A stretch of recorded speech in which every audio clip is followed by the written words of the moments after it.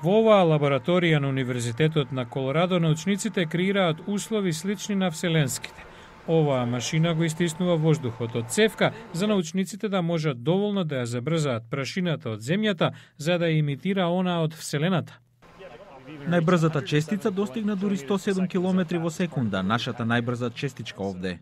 Асистентот Дейвид Джеймс вели дека ваквите тестирања може да доведат до вселенски летала и одела поотпорни на пробивање.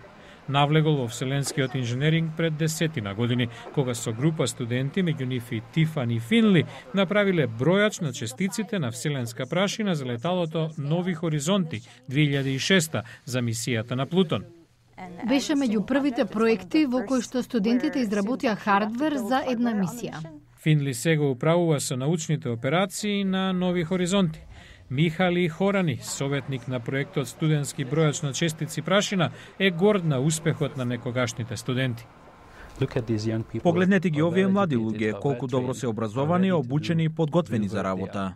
По 9 години и речиси 25 милиарди минати километри, Нови хоризонти е на прагот на Плутон. Студентскиот бројач на честици прашина е активен уште од лансирањето.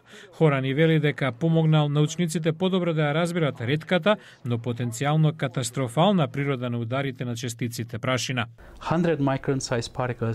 Честици големи 100 микрони, колку влакно коса. Ако удрат во вселенското летало со 10-15 километри, тоа би направило дупка и би било катастрофално за мисијата. За среќа, само мал дел од честици завршиле во бројачот и не направиле никаква штета, но тоа не ја исклучува можноста од судирање на објекти во длабоката вселена.